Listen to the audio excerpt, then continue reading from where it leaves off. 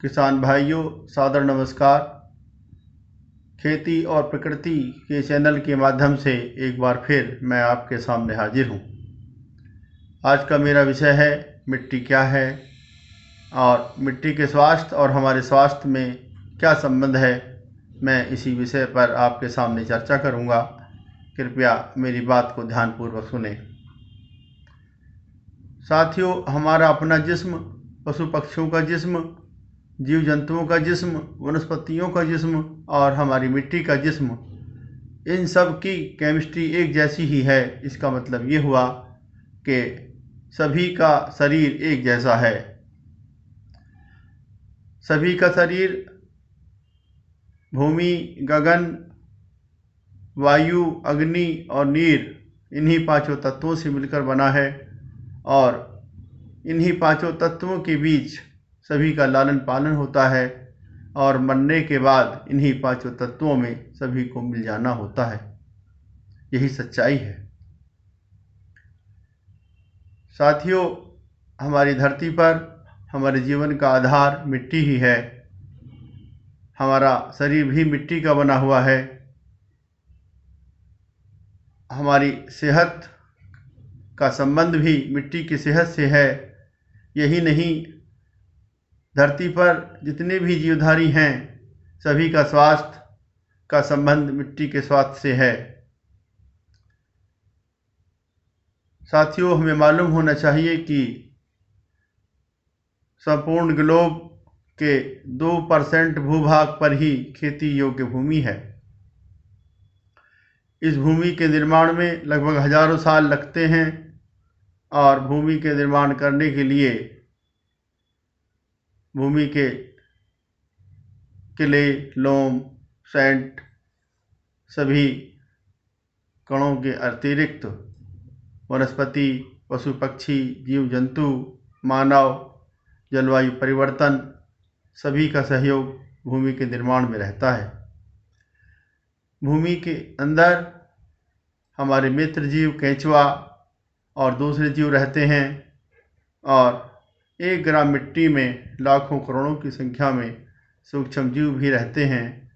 इसलिए हम मिट्टी को सजीव इकाई मानते हैं, अर्थात मिट्टी एक जीवित पिंड है। साथियों, यह धरती जिस पर हम खेती करते हैं हमें हमारे पूर्वजों से मिली है और हमारे मरने के बाद ये धरती हमारी संतानों को मिलेगी जिन्हें इस पर खेती करना है।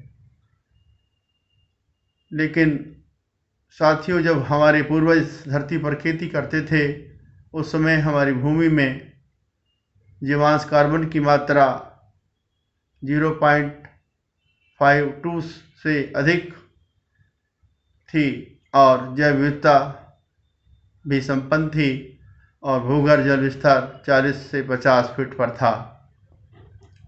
उस समय हमारे किसान भाई अपने खेतों में गर्मी की मिट्टी पर से जुताई करते थे। पशु पालते थे तो पशुओं का गोबर, कंपोस्ट खाद अपने खेतों में प्रयोग करते थे। रसायनों का प्रयोग नहीं करते थे और फसल चक्र का पालन करते थे। अपने खेतों में अपने परिवार की आवश्यकता के अनुसार और अपनी मिट्टी की ताकत, भूमि की उर्वरता के अनुसार खेती करते थे। रसायन मुक्त अन्न, फल, सब्जी, दूध पैदा होता था जिसे खाने के बाद हमारा स्वास्थ्य सही रहता था और भूमि की उर्वरता भी बनी रहती थी।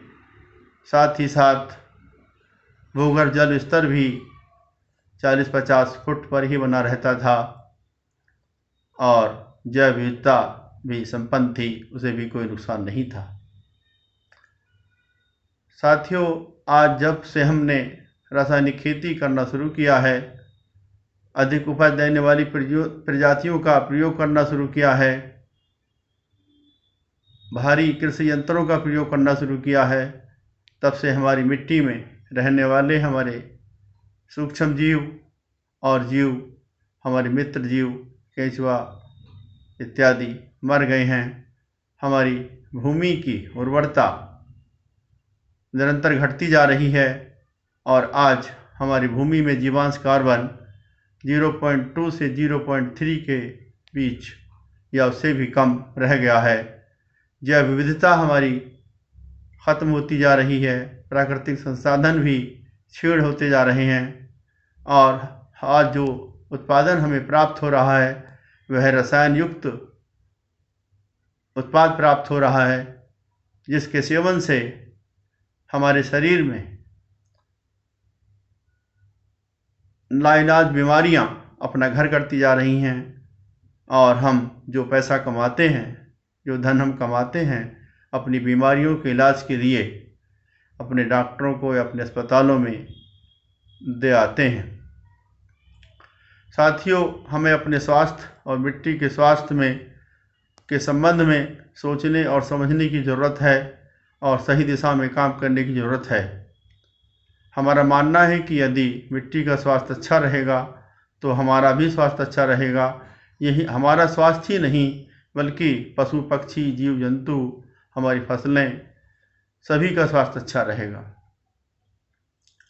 हमारे स्वास्थ्य का संबंध हमारी मिट्टी के स्वास्थ्य से जुड़ा हुआ है और मिट्टी के स्वास्थ्य को सही रखने के लिए ज़रूरी है कि धरती पर समय से वर्षा हो, धरती पर जलाशय हों, पेड़ पौधे हों, धरती हरी भरी हो और जैव विविधता संपन्न हो। साथियों, हमारी भूमि में जो उत्पादन होता है वह जीवांश कार्बन की उपलब्धता और भूमि में पोषक तत्व की उपलब्धता के ऊपर निर्भर है और जैव विविधता कितनी मजबूत है उसके ऊपर निर्भर करता है।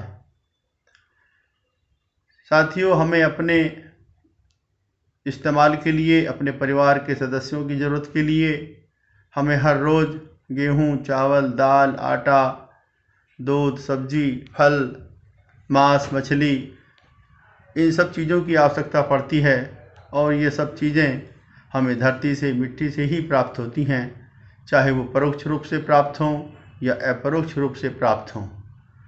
यदि हमारी मिट्टी का स्वास्थ्य अच्छा रहता है तो धरती से, मिट्टी से प्राप्त होने वाली सभी उत्पाद जैसे अन्न, फल, सब्जी, दूध, अंडा, मांस, मछली सभी शुद्ध और स्वस्थ प्राप्त होता है और इस शुद्ध और स्वस्थ फल, सब्जी, दूध, अंडा, मछली, अन्न के इस्तेमाल से हमारा स्वास्थ्य भी अच्छा रहता है। साथियों, जैसा हम बोएंगे वैसा ही हम काटेंगे। यदि हम अपने खेतों में रसायनों का प्रयोग करते हैं तो रसायन युक्त ही उत्पाद प्राप्त होगा और यदि हम रसायनों का प्रयोग नहीं करते हैं तो रसायन मुक्त उत्पाद प्राप्त होगा। रसायन युक्त उत्पाद के प्रयोग से हमारी सेहत